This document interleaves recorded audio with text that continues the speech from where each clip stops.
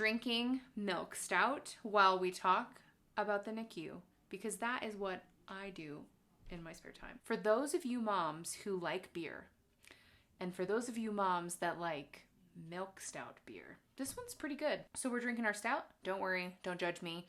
Having one drink and breastfeeding is fine. I also give my baby a formula bottle at night, so he's not going to be eating from me for a long time. Don't judge me, okay? Or judge me all you want. I'm sorry, I don't really care. Hi guys, welcome back to my channel. I am so excited to share this video with you today. Today we are going to be talking about my NICU experience. And for those of you who have not seen my birth story or my labor and delivery vlog, you might not know this, but I gave birth to my son at 34 weeks and 20 minutes. So he was born 6 weeks early. He was a premature baby. And today I want to talk about my experience with him being in the NICU. If you guys are new to my channel, I am Malia and I make videos on pregnancy, motherhood, home, and family life. And I'm so excited to make this video for you today, and I hope that you guys find comfort in knowing that you're not alone. If your child was in the NICU, you are not alone. If you are currently in the NICU watching these videos, you are not alone. I did this for the entire time that we stayed in the NICU. You just look for comfort to know that, you know, how do other people get through this? This is a really difficult situation, and you know, your pregnancy and birth classes don't really prepare you for it. So I'm going to explain kind of how my husband and I dealt with the NICU, what our experience was like, and how my son went through that as well. If that sounds interesting to you, please stick around for the video. And if you like this, please give it a like because it really supports my channel. So because my water broke at 33 weeks and it broke early and I didn't go into labor immediately, I had some time to prepare for the NICU. Now, most people, I would say, don't have that time. Maybe your child is born prematurely, but it's not something you can prepare for, and you have a NICU experience and you're just going with the flow. That's not my story, thankfully, but I still want to share with you guys how we managed to get through the NICU, what it was like for us, and how we sort of survived. So my son was born at 34 weeks, but I had been in the hospital with my husband since 33 weeks. So we had a full week before my son was born to sort of prepare ourselves mentally for labor and delivery and birth, but then also to prepare ourselves for going to the NICU. Now, the NICU doctors that we had when we first got to the hospital, they told us to expect him being in the NICU up until his due date. So that was quite a while. That was about 6 weeks after I would potentially be giving birth. My husband and I were really daunted by that idea, him being in the NICU for that long, but because we had so much time to process it and we were in a really good mental state at the moment, we sort of, accepted that reality, and we were ready. We were preparing ourselves emotionally, mentally, spiritually for our son to be in the hospital for a while. And the thing that really helped us get through it initially was he was in the safest place he could possibly be. Now, it's 2020 and it's COVID times. So if you're watching this later, you might remember that this was a really crazy time in our world. So our son being in the hospital and not having to deal with this scary, scary virus that's going around was actually kind of comforting to us. So we prepared ourselves for him to be in the hospital up until his due date. Now, when I was giving birth, they prepared me for having, all of the things that could possibly happen. They told me that he might need a lot of assistance and he might need no assistance, and there's not a lot we'll know until he's born. So we were just praying and really hopeful that he would be as healthy as he could possibly be when he was born. The first 2 days that I was in the hospital with my labor and delivery, they gave me 2 steroid shots to help his lungs form, and that was just because of how early he was. And even though they were going to induce me at 34 weeks, they knew he was still going to be a preemie. They were very confident that he would have, mostly everything functioning as he would if he was full term. He was mostly just not going to gain much weight before he was induced, and his stomach and digestive systems were kind of, immature ultimately. So our biggest fear was his breathing ability. And the NICU nurses told us there's a thing called wimpy white boy syndrome, and that is the idea that the darker the skin and it being a girl, the better they breathe. So they said that little black girls breathe the best if they're born premature. And little white boys have the worst time. And that's just their experience. That's what they shared with us at the NICU. So I am obviously Polynesian, Asian, a little bit of brown, and my husband is white. So we were like, okay, maybe he'll have a fighting chance. Except for at this time, we didn't know he was a boy. So when my son was born, we obviously found out he was a boy. And right away, you know, you give birth and it's a traumatic and dramatic and just a huge experience, but you're still in the back of your mind, all you're thinking of is, how is my baby? Like, at the end of the day, that's what you want to know. And so I remember all I wanted to hear was him crying. And so he cried and he screamed and he was breathing, and I was prepared for them to take him immediately, that I would give birth and they would take him immediately. But they actually let me have some time with him. So that was a really good sign. And now that I watch videos back, I hear the nurses talk about how he's doing great breathing. He obviously didn't need oxygen or anything or assistance right at birth. So that was really good. So when he was born, he did really well breathing. And we were just really grateful. We did do a delayed cord clamping, so that was great. They allowed us to do that. I was allowed to have about, I would say, 2 to 3 minutes with him since he came out and they cut the cord and I got to hold him. We didn't do skin on skin because we just didn't have time, and they ultimately needed to get him to the incubator, get him hooked up to all the things, and just really check to see how he was doing. Because I knew ahead of time that he was going to possibly need even more intervention, I was just happy that I got to hold him right after birth. All right, so he was born at 4 pounds, 7 ounces, 17 inches long, and 12.2 inches in his head circumference. So all of those things were really great. When we got there in the hospital, my midwife told me that he was probably 3.5 pounds. So he had gained some good weight, or he was a little bit bigger than we anticipated, which was fantastic. So we were really excited about that. Right after he was born and I got to hold him and they did all of the regular stuff they do in the room, my husband went with him to the NICU, and this was something we had discussed prior to my birth. And I remember asking my husband, you know, I said, hey, can you just check in with me before you go? Obviously, I want somebody to be with our child, but I was a little bit scared of birth, and mostly actually afterwards I was scared. So I wanted to make sure that I didn't need him or need support in that moment afterwards. So I had asked him and we had talked about it. And so Chase checked in with me and I said, nope, I'm doing great. You're good to go. Please go be with him. So he went with him in the NICU to get set up. And ultimately at this time, they're just hooking up his leads, and they gave him an IV. And I think they did some tests. Like I think they checked his glucose levels, probably his bilirubin levels, which we'll talk a lot more about later. And they mostly just got him set up in his NICU station room that had been prepared for him for a while. Now, you also have to remember that our hospital that we delivered at was a really small hospital. So they had 4 spots for NICU babies. It wasn't like a really large hospital that has a huge labor and delivery ward. So we were lucky enough to have, you know, really like all eyes on us. There were 2 other babies in the NICU at the time. And one of them had been born on the same, was like the same situation as us, except for he was born on the day that my water broke.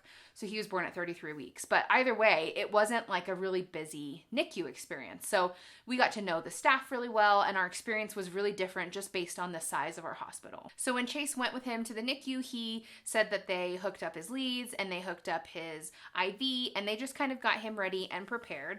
And that probably took about probably only took about 20 to 30 minutes, but from the time that he was born to the time that I got to go see him was about an hour and a half. So while they stitched me up and got me cleaned, Chase went with him, got him checked in, came back to help me, and then we all went back together.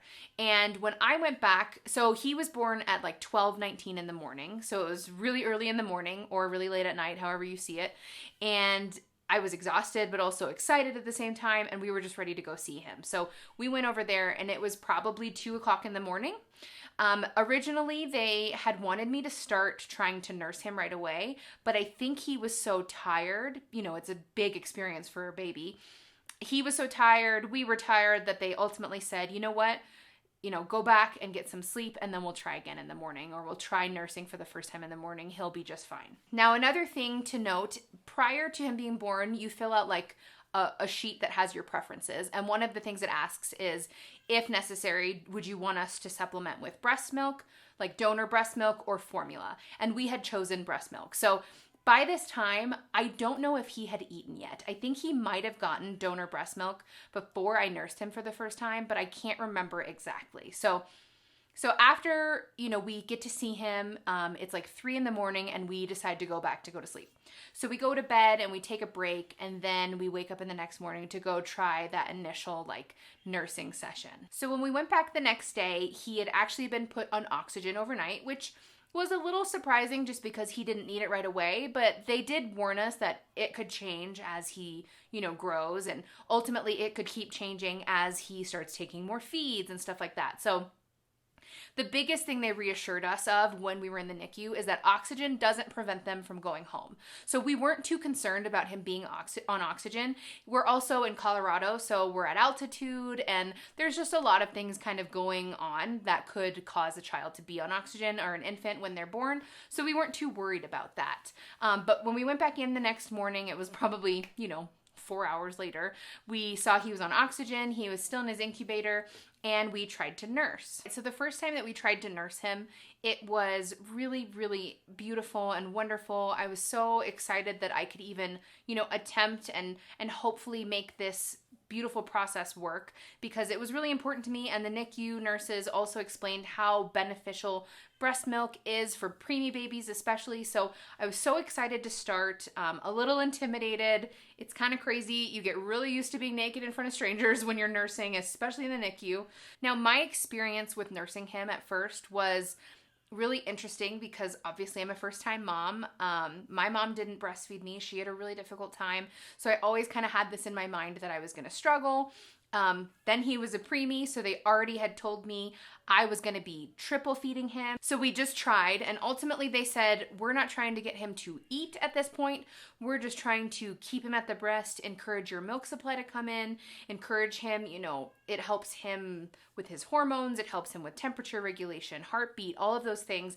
Him being skin on skin with me and attempting to nurse is just really healthy in so many ways. So we would attempt that every single feed, and this first one was more just like, let's see how it goes. Let's see what he can do. The thing that they had told me before I even had him was that I was going to be triple feeding. Now, triple feeding is when you have a low birth weight baby. So like I said, he was 4.5 pounds about. And when you have a low birth weight baby, the main goal is weight gain. So normal babies, they can lose a little bit of weight after they're born, but preterm and low birth weight babies, they really don't want them to lose any weight. So a lot of times they have you triple feed. And triple feeding looks like you put them at the breast, and this is just to encourage your milk supply to come in. Oh, that's another reason they have you triple feed, is if your milk supply is low. So they put the baby at the breast first, and then after you do that for so long, you would then give them a bottle, and after they get a bottle, you would then pump. So it's a huge process, and at first I was like thrilled. I was like, oh my gosh, I will do whatever it takes. This feels so great. Like, it's my whole life, feeding, pumping, nursing. It gets old really quick. For me, the triple feeding was probably the most difficult part of the NICU. It was the most difficult part of having a preemie. It was the most difficult part of the beginning of motherhood, bonding with him, all of that stuff. It was really tough. And it was really tough because after I would nurse him for my allotted time, it was more just a trial. After I would nurse him for, let's say, 15, 20 minutes, he would get a bottle, so I would usually pass him off to Chase, and then I would pump. I would never get to hold him and snuggle him. And I remember realizing that after about a few weeks of his life that I don't really cuddle him. I don't really get to hold him. And that was really important. And so once you kind of recognize that, just holding your baby is really crucial and critical to you as a mom, it really helps you kind of move forward with all of those triple feeding stresses. So then after the first day, we were still patients, or I was still the patient. They told me that when you give birth vaginally, it's about 2 days before you're discharged. And then if you were to have a C-section, it's about 4 days before you're discharged. And again, like I said, it's COVID times. So I know they're discharging people even sooner than that, just because they don't want people in the hospital if they can avoid it. So for us, we really desperately wanted to stay with him because, again, it's COVID times. We weren't allowed to be there all night. So it wasn't like a 24/7 NICU situation. And a disclaimer here, I know that some NICUs were even more strict than ours, so I'm completely grateful for what we were allowed to do. But at the time, we still felt heartbroken that we weren't going to be with him always. So the way that it worked was that once we were going to be discharged, we were going to be allowed to visit from 8 a.m. to 8 p.m. And So that we were planning on all of that and hoping that we could board at some point, but we were just prepared to have to go home. So that was kind of tough and difficult, and leaving that first day was so hard on us. So then over the next day or two before we were discharged, we kind of got a hang of his schedule, of how pumping works. They set me up with a kit to go home with, and then I rented a Medela Symphony to be at home so that I could have the hospital grade pump while I was pumping at home. So for those 2 days, we just kind of took advantage of being with him and having our own room still and being there. They also told us kind of the scheduling. So each baby in a NICU goes on a feeding schedule and they're fed every 3 hours. And this is mostly for ease of the nurses, but also because babies need to eat frequently, but they're mostly sleeping. So what they would do is they would assign you like a time. So ours was 8, 11, 2, and 5. So every 3 hours, AM and PM, he would eat 8, 11, 2, and 5. And this was really helpful for us to know because then we always knew when his feeding was going to be. So we wanted to be at every single feeding, especially while we were staying in the hospital. So we would show up at 8 and help him get his diaper changed. And then I would try to nurse him, and then we'd do the bottle. And then he would ultimately get a gavage feeding, which is the tube feeding that happens until he's actually capable of taking... Sorry to interrupt. No, it's okay. Training and sleep training and just trying to figure all of that out. I wouldn't really call it sleep training. I don't really know what we're doing, but we're trying to figure that out. So because we knew his feeding schedules, it made it really easy for us to kind of decide how our days were going to look. And it really helped us prepare for when we would be discharged. So that was a great thing that most NICUs do. It's helpful for them. It's helpful for you. And it just really helps you have a schedule and have a plan when you're trying to get through this kind of chaotic time. So the other thing that's really nice about having your baby in the NICU is that every single day, the neonatologist, so the doctor, and it's always a different doctor, at least it was for us, they will make their rounds and you will get an update on how your baby is doing. So at the hospital all times, at least at ours, was a neonatal nurse practitioner, and they're fantastic. They're the ones that actually help deliver the babies. They are super knowledgeable and really helpful. And there was always one there at the hospital. But then every single day, at some point, not always the same time, the actual doctor would come and they'd make rounds and they would check on the charts and do all that stuff and kind of make the decisions for the babies. And then you'd either get a phone call if you weren't there, or you would get a visit from them. Let's say you were in the room or in the room with the baby, you would get a visit and they would just brief you on how everything is going and what the plan is. So that was really nice and helpful, and we always look forward to that because then we could know what was going on and how his bilirubins are doing and all that stuff. So other than trying to get him to eat on his own, really all he did in the NICU was sleep. We didn't have a lot of other things going on. Luckily, the only other thing that he really struggled with was jaundice, and I'll talk about that in just a second, but our main thing was feeding him, getting him fat and nice and healthy, getting him to eat on his own, and then getting him to rest and just kind of grow and, become that beautiful baby boy that he is today. So speaking of jaundice, he did have jaundice, which is really common for premature babies, regular babies, babies with cord blood clamping, all of that stuff. It's really common that babies have jaundice, and it's normal. Usually keeps them in the NICU for a day or two, but he was already in the NICU, and this was another one of those reasons. Okay, so I at one point had a better understanding of what bilirubins are. I just tried to Google it, and I don't know what it means, but ultimately it's something that you're not supposed to have that much of in your bloodstream, or if any, I don't know again. And babies get it, and if the way they treat it is with UV lighting. So I remember at first what they did was there was like a overhead light that they would put on him, and it looked like Tron Baby, and it was very like blue, and it just helped him get rid of his bilirubin. So he would be naked, he would just have a diaper on, he wouldn't wear clothes, and they would just try to help treat him that way. They would put little goggles on him that also helped protect his eyes. So I remember hearing about his bilirubin levels and it being of a concern, but not being too scared at this point. This was before we're discharged. Once we were discharged, we went home, and then the next day we came back to a new nurse who we had never met, and she was putting, he was wrapped in this blanket. He had 3 lights on him, and it was really, really intimidating. And ultimately she said that his bilirubin levels had gone up, and that's not the direction they want them to go. And they really wanted to kind of take action and put another set of lights on him to help him combat it. So when they did that, they put him in this blanket, and this little blanket made it so that we couldn't really hold him the way that we had been. He had to be on it all the time. like every single minute except for when he was nursing. So we would nurse him at his feeding time for like 20 minutes again, like I said, or so. And then after that, I mean, his whole feeding probably took an hour. But after that, we wouldn't be able to do skin on skin like we would want to or we're used to. We had to just hold him in his blanket or put him back. So I remember that was really intimidating and scary and sad for us the first few days, especially because we had just been discharged. So we can't hold him really now. We're not staying at the hospital anymore. Things aren't getting better. They seem to be getting worse. And so we were just kind of intimidated and frustrated by that. As the days go on, his bilirubins did go up a little bit, but then they say as your baby gets older, they can tolerate more levels and it's not so bad. So even though the number goes up, depending on where your baby is in gestational age and all that stuff, it depends on what that really means for you. So he was maybe on the blanket for a day or two, probably maybe 2 or 3 days, and then ultimately he got off the blanket and was just on the light, and then eventually he got off the light, and then we were all good with the bilirubin problem. Our experience with his jaundice was not too traumatic or crazy. It was just that first initial change from him being kind of okay to then wrapped in these blankets and covered in blue lights. That was just kind of stressful for us. So then we're discharged at this point and we're visiting every single day. And every day that we visit, we said we would go for 3 feedings. That was our initial goal. So we would usually go for the 8 a.m., the 11 a.m., and the 2 p.m. And then we'd be home for dinner time.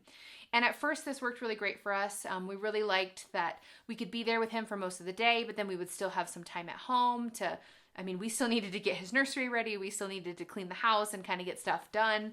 So it was a little nice, but it definitely got progressively harder to be away from him that long. And ultimately, all I was doing at this point was pumping and pumping and pumping. I would come home and I'd pump and I'd, pump at the doctor's office. I'd pump at the hospital. I'd pump in the car. I was always pumping. And that was just a lot of work. And I'm really glad that we rented the pump that we did because it made it a little bit easier. But I would wake up every 3 hours at night and I'd pump. And so that was mostly what we were doing while we were home. We were getting ready for him to come here. We were trying to clean up and then I would pump. So then when we would go to the hospital and we would go to his feedings, we would help change him. We were super hands-on. Actually, my husband was the first to say, I want to do everything that I can. Any and all of it, I want to do it. So we would always change his diapers. We would always help move him and touch him and hold him. And it was intimidating at first, but then of course he's your son. And so you get really used to it and you long to hold him. And so we would help do all of the things that they needed us to help with, and then mostly focus on skin time. We would practice nursing, which was critical. I always had a lactation consultant that I could, call if I needed help. My milk supply was a little low. I was not outputting what I think they had hoped or even what he needed, which we knew we were going to be supplementing with the donor breast milk, but it was still kind of like, okay, we need things to pick up a little bit. So at one point, the lactation consultant puts me on a supplement to help my milk come in. I started drinking milk stouts, which is a myth, but made me feel better because sometimes you just need to relax. So then we would go back and we would practice nursing and we would snuggle and, we would just be together. And it became really therapeutic for us to just be at the hospital. I remember the house would be in shambles, but we would just leave because all we wanted to do was be with him. And the first night that I came home, I think I bawled my eyes out because you just miss your child. You have this baby and you bring them into the world and then you're forced to leave them and it's heartbreaking. And again, while you know in your mind that they're in the best place that they can be, it doesn't feel right. It's definitely not natural. So every night we would call them. We would call, around 2 a.m. or whenever. They're 24/7. We would ask, did he poop? And, how are his bilirubins and all of that stuff? How much does he weigh? And does he eat? And did he take a bottle? And the nurses were just so great and they were always accommodating and they'd always give us all the information that we wanted. So that was super helpful for us when we would come home. So about a week into his NICU stay and a week into his life, he finally gets his first bath. And then at his first bath, we decided to try and see how he would do off his oxygen because he had been doing so well already. This was great because if you've ever had a baby on oxygen, it's so sad because their poor little cheeks just get so red and the stickers are awful and there's little hairs on their face and then it pulls it off and it's just sad. So we were so happy to have him off oxygen and he was doing so well. And I don't know if I had mentioned this before, but every single day at some point we would increase his feedings because, his stomach is tiny and he's supposed to be eating more and more all the time, but they would slowly increase his size of his feeding. So he would conquer one thing and then he would need to conquer the next thing. So then as time went on, he would have other milestones, like he would take his first bottle at one point, like first full feeding bottle. That's amazing. That was maybe a few days after his first bath. So like a week and a half into his life, he finally took his first full feeding from a bottle. So we were really making great progress and feeling pretty good about it. And again, one of the things we decided was we were never going to ask when he was going home or when he was going to be discharged, because they told us to prepare for his due date or even longer, and you just never know. So we decided that if he's ready to go home, they're going to tell us he's ready to go home. So at this point, we were feeling all right, and we were there every single day, and we'd bring snacks, and we'd bring our computer, and we'd bring cameras and phones and all this stuff so we could keep our family posted and just be with him most of the day. And then one day, a doctor came, and like I said, I saw a different doctor almost every time, and that was kind of frustrating because it always felt like it was somebody new. But anyway, a new doctor came, and he told us that baby's not going to be here much longer. He's going home at the end of the week. And we were like, that's huge news. Like, we've heard nothing about anything like that or anything like him being close. And even the nurses were like, oh, that's a big thing for you to say. So our hearts kind of got a little excited, I would say, and a little bit, like, is this real? Are we actually going home soon? So then we just kind of took it easy. We didn't tell anybody. We didn't get crazy excited because we didn't want it to be like false and we didn't want him to be wrong. So then that doctor, had nothing but good things to say about Gabe, and we were doing great and just going back and forth, doing all the things we've been practicing. Nursing, eating, we'd been sleeping, we'd been snuggling, everything was doing well. He was already done with his jaundice issues, and we were ultimately just waiting for him to be able to eat on his own. So I'm pretty sure I've said this before, and I'm so sorry if I hadn't mentioned this, but he was definitely on a tube. Now, the main goal for him to go home was to get the tube removed. Now, the tube was used to feed him at the end of each feeding that he couldn't take from me or a bottle. So the way it would look towards the end was we would nurse, we would count the time, he would get a bottle, and then if he didn't finish that bottle, we would gavage feed him, which is the tube. And at a certain point, we kind of stopped doing the tube, and you start saying, okay, can he finish this feed on his bottle? Or can he nurse so long? And that's good too. We always did a bottle just because of his weight and because of, what we were trying to accomplish. So then things are still progressing and we're moving that right direction. And the doctor had told us, we're going home at the end of this week. So we're kind of getting excited. And then a few days later, another doctor comes and he's like, hey, I'd really like to start supplementing him with a formula fortifier. So I think you add it to the donor breast milk. And we just wanted to see if it helps him. It's a higher calorie thing. It helps make the breast milk more calories and it'll hopefully just plump him up because he wasn't gaining as much weight as they had liked. And this was probably, 2 weeks into his life. So the day that we started to do this, they warned us that it was probably going to make him gassy and he might have a hard time digesting it. So it might make him a little fussy. So we were prepared for that, but we were like, yep, that's fine. Whatever he needs, I'm okay with that. So we continue with it. Everything's going okay. And then I think it was even the next day. It wasn't even that same day we started it. The next day, he was having the hardest day.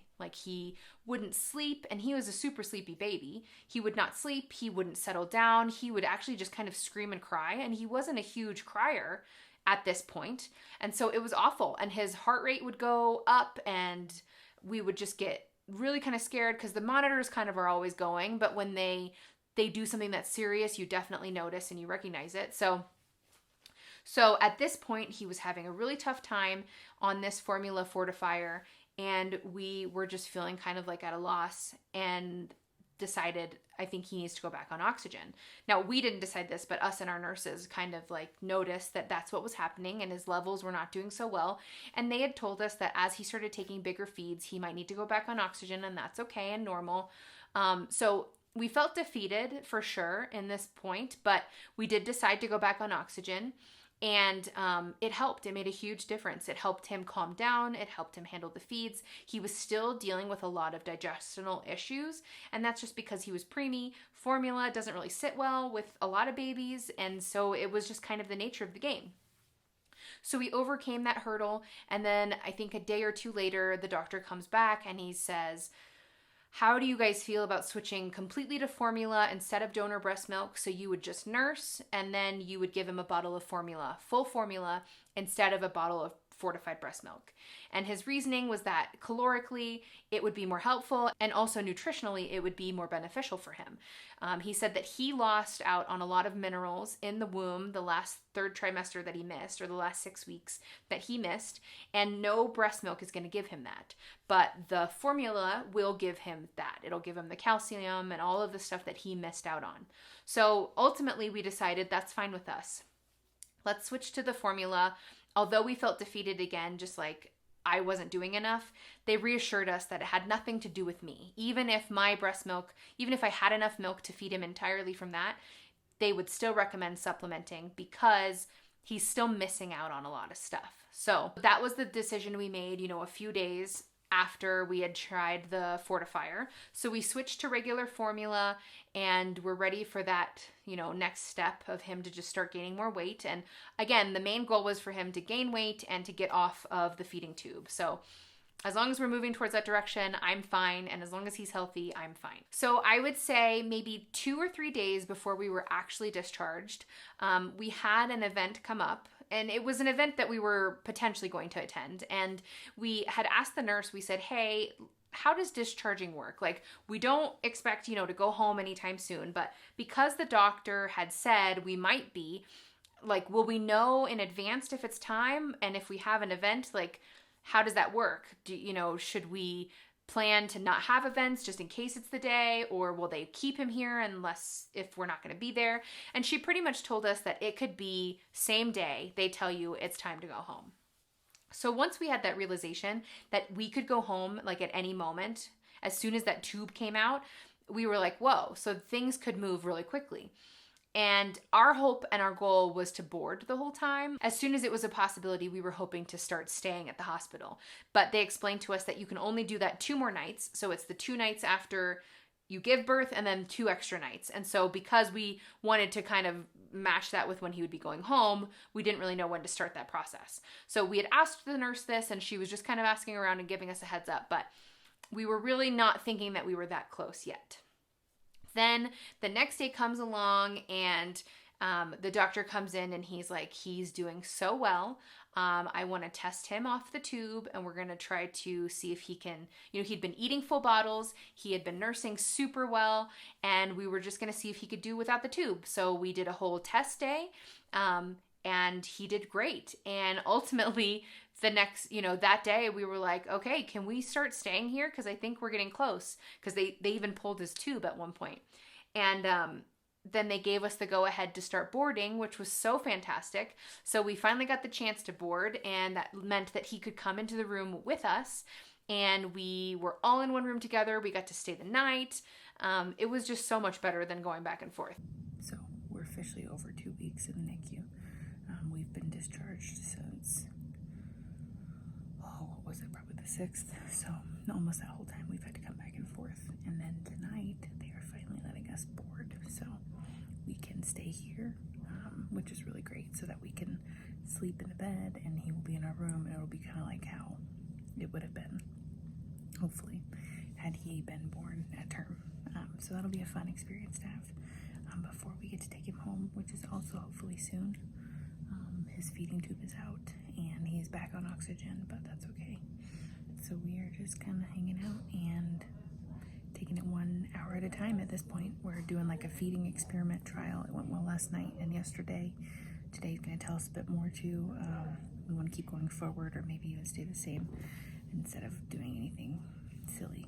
But we're being patient and just happy that we get to stay with him more now. So tonight's going to be the first night we get to see what it's like to feed him through the night and kind of how he is since we were discharged. Somebody gets to move to a big boy room like a big boy baby. That's you. So exciting. This is what it looks like, COVID times. It's Patty! Look who's in a room. Look who. It's us and him. It's us and him. All of us. Same room. all 3 of us, and he might be pooping. He saved it for mom and dad to be on So their then own. when we went into the room, we were finally like really living parent life where you have an infant with you at all times, and no matter what, like you have to be responsible for them because you're not in the NICU anymore. So you can't just go, okay, I'm going to lunch, here's my baby. You now watch your baby, which I know it sounds weird. Most people probably don't think about that at all. But when you're used to being in the NICU and used to being a visitor, you're used to like going to the store if you need to or doing stuff. But we always had to be there with him, which was fantastic and we loved. And we got to stay the night, and they did the car seat test and he passed. And then they were just waiting on our discharge papers to finish by giving us the oxygen. So he was going home on oxygen. And because he was going home on oxygen, we just had to get the tank that we were going to use portably. And then they were going to send somebody to our house to bring us the one for home. So at this point, we were keeping it a secret from all of our family because we, again, didn't want to get anybody's hopes up, and we weren't calling it good until we were literally getting in the car and going home. So I didn't tell my family until we were like about ready to walk out the door. We're finally going home. 26 days, I don't even know. Going home, baby boy. So then we finally got to do the best part of this, which is go home with our baby. So Chase had gone to install the car seat. He got it checked at the local fire station, and we did the convertible car seat. So I carried the baby out. So then the nurse, she wheeled me out in a wheelchair. I had the baby, and we went to the car. They give you a pizza and a salad, which is awesome. It was a great hospital, and we got to go home. Our total time in the NICU was 16 days, and he went home at about 5 pounds, just over 5 pounds, I think, which was great for our car seat because that was our minimum. And we like started like the rest of you guys who have kids. We got to figure out what it was like to be a parent all on our own. So I hope that you guys enjoyed our NICU experience and NICU story. If you guys have a baby in the NICU, or if you have had a baby in the NICU, please leave a comment below and let me know what your experience was like.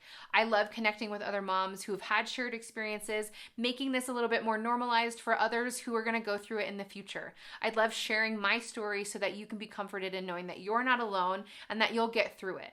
And for all you mamas who are currently in the NICU, I'm definitely praying for you, and I'm hoping that you and your little one can get home soon.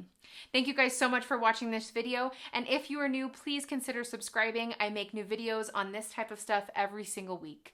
I will see you guys next time. Thanks for watching. Bye!